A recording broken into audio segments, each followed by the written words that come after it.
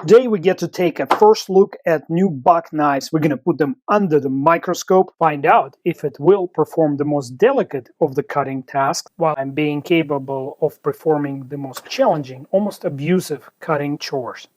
You're about to witness my attempts to break it and test both blades for hardness on a Rockwell tester. All that is to help you decide whether or not these knives are a worthy addition to the pile of crossbar access lock knives that started growing 25 years ago with the release of that one. I have to say that being a classic knife making company comes with a cost.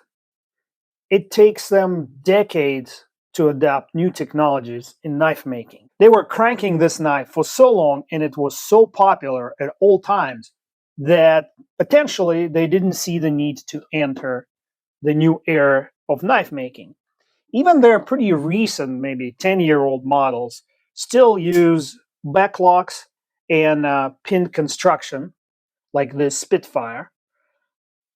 And the most modern I've ever seen them until now was this, what was it called? Was this Bantam. And by modern, I can even barely call it that. It's a liner lock with modernized material, S45EN and carbon fiber scales. They're lagging 25, 30 years behind everybody else as far as adopting modern knife materials, technologies, and locking systems.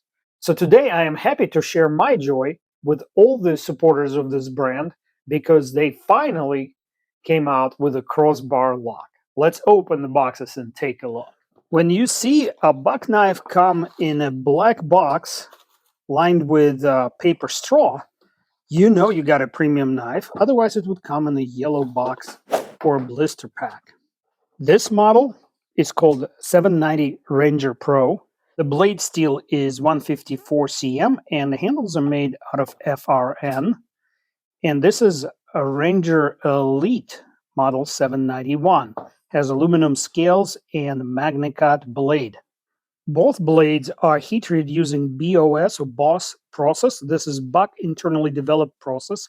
I asked if Dr. Larry Thomas contributed to heat treat procedures for these blades, and the answer was no. We'll talk about heat treat later when I am actually measuring the hardness. For now, I just wanted to show you the closest competitive models from other big American companies, starting with the Benchmade Tagged Out, one of my favorite knives with a S45EN blade.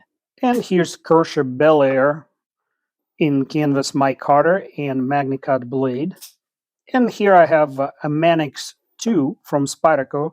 Let's move them around to show you better size comparison. This Spidey comes in canvas micarta as well, and the blade steel is CPM Crewwear. And on a smaller size, there is a Benchmade Mini Bug Out. And as most bug outs go, the blade is CPM S30V. And how about Buck's own knives? Here's the Sprint, and here's our Spitfire. Range Elite has an aluminum handle. Both knives on the left are anodized aluminum. The slight difference being the Range Elite has a more opaque anodizing finish. Sprint takes the cake in comfort department. Its handle feels a lot warmer and heftier in your hand, whereas Spitfire has the best blade shape, jimping, overall hand engagement for cutting out of the three. Solid middle ground right there. Jimping is kind of anemic. Grip is very similar to that of the Spitfire. It's a basic EDC knife. Let's measure the blade lengths for the two knives. The Elite 791 comes in 3¼ inch blade, but thanks to its long, extended, pronounced belly, its edge is actually a little longer than the overall blade length.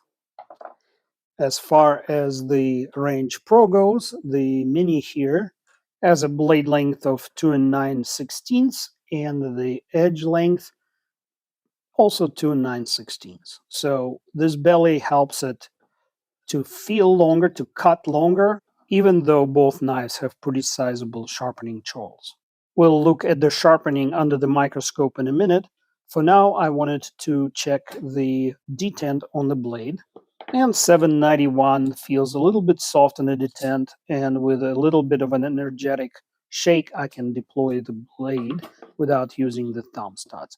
But let's measure the force required to deploy the blade. I got 1.2 pounds. This is not bad. To me, minimum comfortable setting on the crossbar lock style knives is about 1.2 right there. So on some deployments, it feels a little lighter. It's all depending on how you engage the thumb studs. I'm going to give it a solid B in this department. As far as the little guy goes, about the same. I was not able to shake the blade loose, so it has slightly better detent, but the deployment force is roughly equivalent to the large one. And now let's do a quick hardware check to see what size Torx driver bits we need. I use HOTO. This is my go-to knife maintenance tool. Has multiple bits, and I think the pivot is just as on the Benchmade a T10. Majority of knives out there have a T8 at the pivot. This one has T10, both of them do. And no, it looked for a second that the body hardware was the same. Let's grab a T8 and check that. Yep, the body screws are T8s. And now flipping it over, the pocket clip, those are recessed screws on the small guy. They're T6 as well as the thumb stud, same on the large one, and it has a slightly different style of deep pocket carry clip. I do not provide affiliate links to knives because I feel like that would taint my review process, but if you would like to help my channel, I'll provide links to the HOTO tools and some other things that I use in my knife hobby. And these HOTO drivers come in a few different colors. Next test is a pretty scary one. I clamped approximately 1/4 to 3/8 inch of the tip in a hardwood vise, and then I'm bending it to approximately 15 degrees. I do it 3 times to see if it would snap the tip or bend the blade. What this experiment demonstrates is the blade's flexural resilience, and it conflates blade's geometry with quality of the steel and the quality of heat treat. All these factors combine to provide a resilient blade. And buck being a hardworking man's tool, I would expect some of you will encounter it in real life. Here's my flat block. I am placing the tip of the blade and I'm pressing it down on the block to see if I gain some rocking due to bending, and I detect none. It's primitive but very effective way to check the blade for flatness or continuity, basically. As you can see, the blade is intact and the knife functions as intended. And let's see how the 154 cm blade performs on the small one. I like to demonstrate knives this way because this test not only stresses the blade itself, but it also transfers a lot of lateral and transaxial stresses onto the internal hardware. And everything is undergoing the test, the stop pins, the pivot, and the screws. So if the knife functions as intended after the test, you can count on it in the situations for which the knife is actually not intended. Now I think would be a good time to ask you to tap the like button, if not for the testing, at least for the fact that I did not use bang for your buck cliche. No issues here, and that's not a surprise. The tip is very robust, and again, this knife functions as intended. This one is a little stiffer on the closure than the larger blade, probably because the washers had time to patina a little bit. And as you just saw, both blades remained centered, just as they were when the knives came out of the boxes.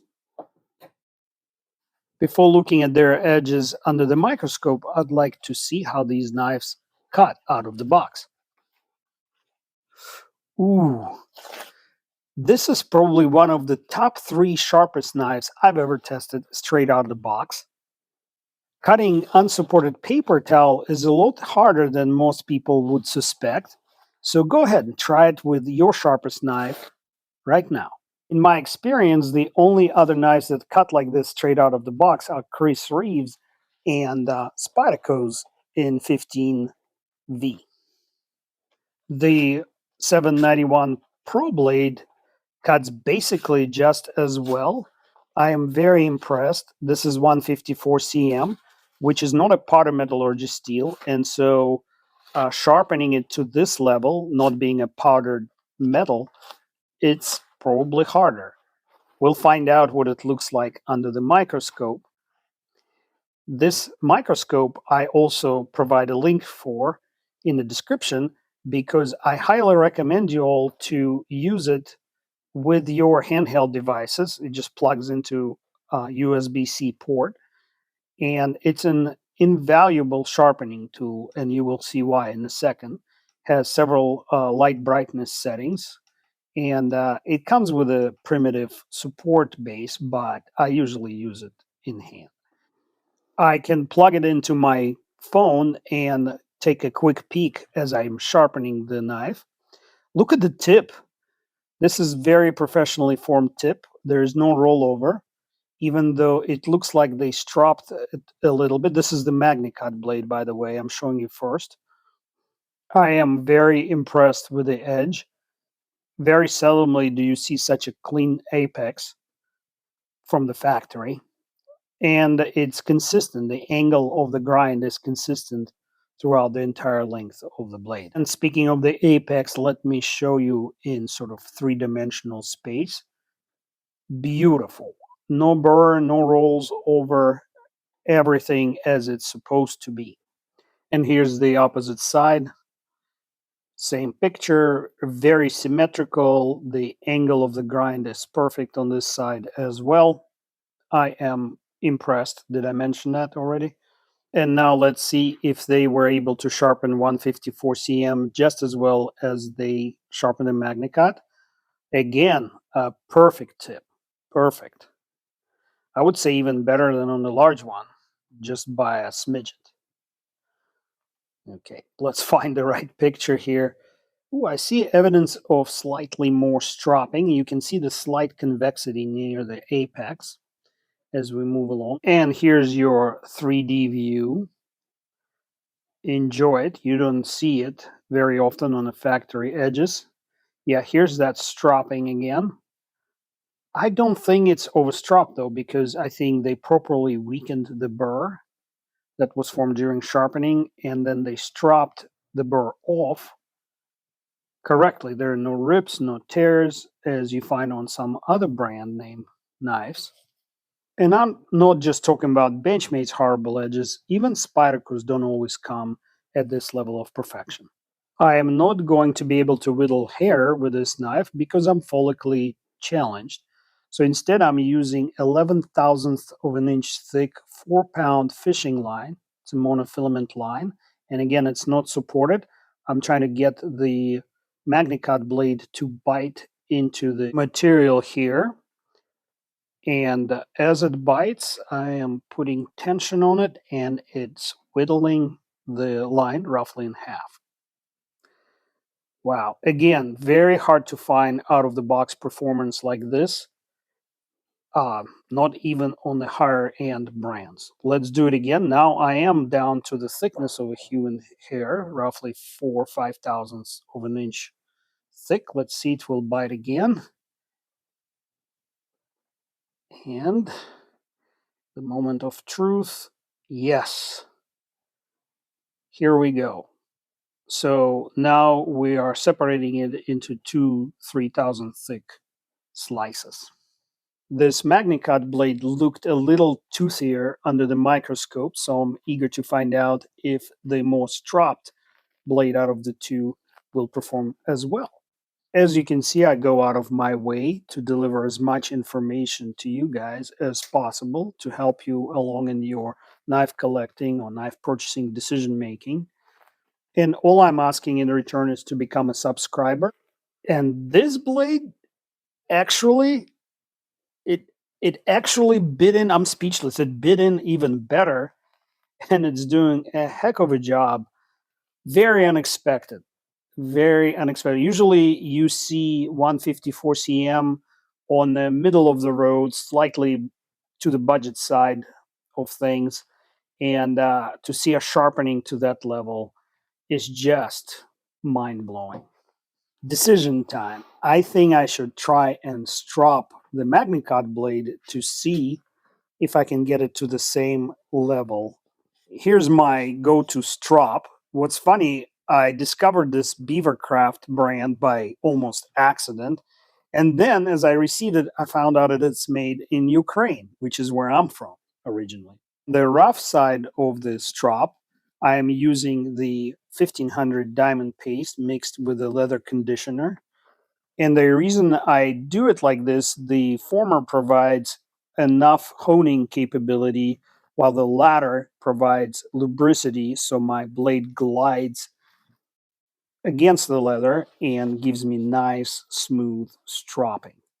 Then I switch to a 3000 grit diamond paste side on a smooth leather, and it's not only honing my blade farther, but it also shows any striations as scratches on the leather as I go. And right now I see none because, as I mentioned several times by now, this apex was very well formed. Let's wipe it off and take a quick cut here. I'm using a fresh piece of the same fishing line. This exercise requires a lot of focus. So if you are planning on tapping the like button or notification bell, please do it gently so as not to shake my screen. I recently added membership program to my channel, and those of you who would like to support the channel financially, I would like to let you know that I use the lowest fees allowed by YouTube for my members. I do see some improvement in the cutting performance here, but I think 154 cm blade, at least the one I'm testing in this video, is still outperforming the MagnaCut one. As the knives came out in August of 2025, the prices were in the mid 100s for the 154 cm blades and in the lower 200s for the MagnaCut ones. I am very grateful that Bock sent me these knives for tests. I do have to say this to my viewers, though. I believe the knives are overpriced by about 40 to 60 bucks. I think Bock is missing an opportunity to sell a lot of these blades if they were to come down in price. But then again, I have not seen many knives in this price range that were able to do what you're seeing straight out of the box. And now that I'm done praising it, let's see if I can ruin this edge, or those edges to be precise. Here's some zip ties, just a regular hardware store zip ties. Sliced right through it with a little bit of tension. And now I'm going to use the tip to pop it. There you go. And let's try it with a smaller blade. First we cut off the excess end. Totally doable. And now I'm going to pop the zip tie. Bam.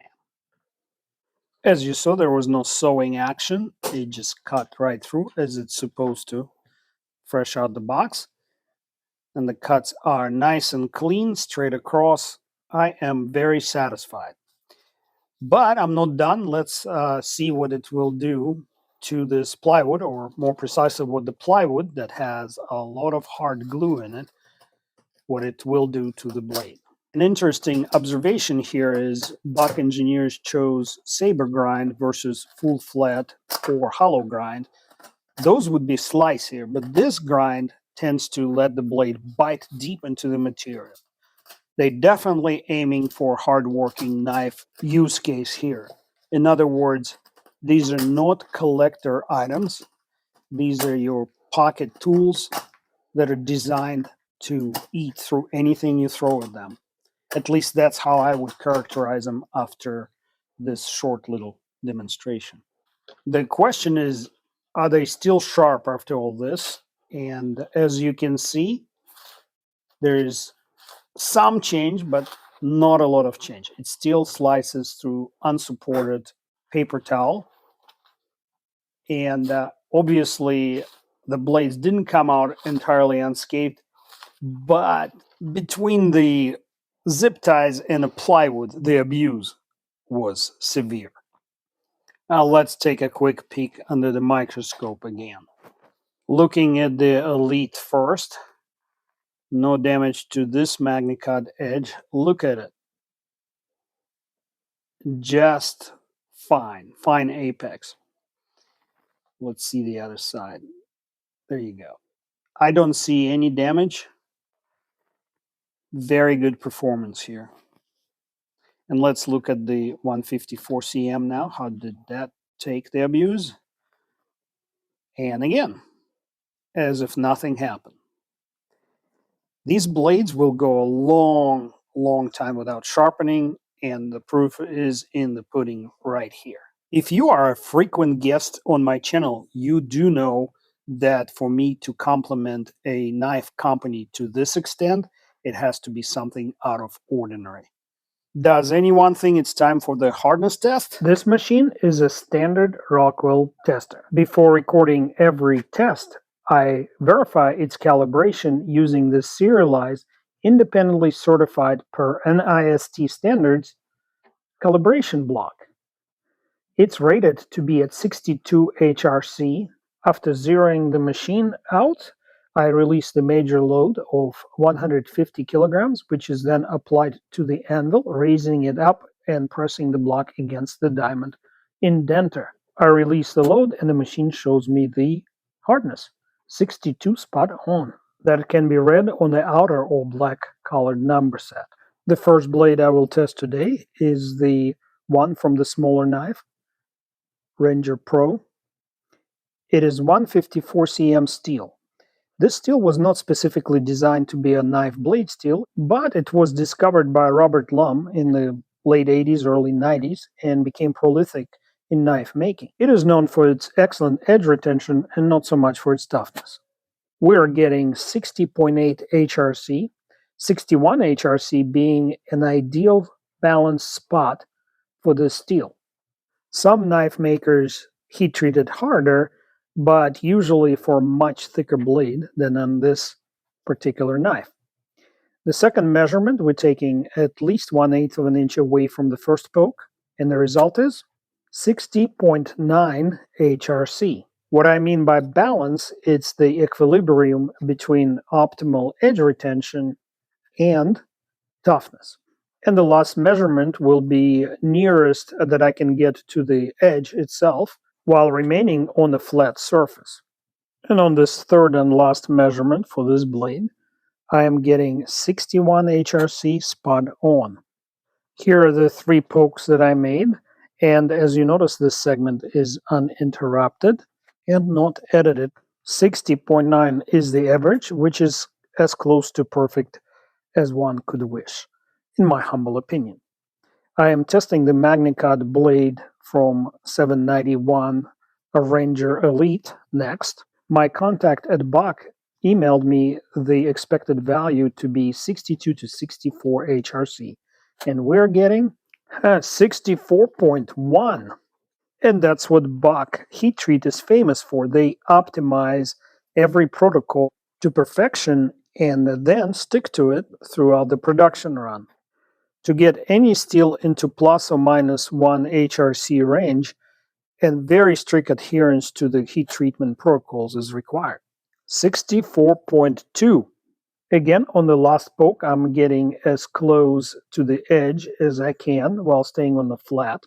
MagnaCut is a very expensive steel, so violating heat treatment protocol totally destroys the value for which the end user is paying. This time we read 63.8 on the dial, so the average for this blade is spot on 64 HRC as promised. And now I'm going to do something I don't normally do. I will actually poke the calibration block again, just to make sure we're still within the calibration. Did you know YouTube just released a new method for you to support your favorite channel by clicking hype this video. And while I hate the word hype, I would appreciate if you click this swirly arrow symbol on your screen to help my channel reach more viewers like yourself, so that together we can spread knowledge and truthful information rather than the hype and used car salesmanship throughout our community.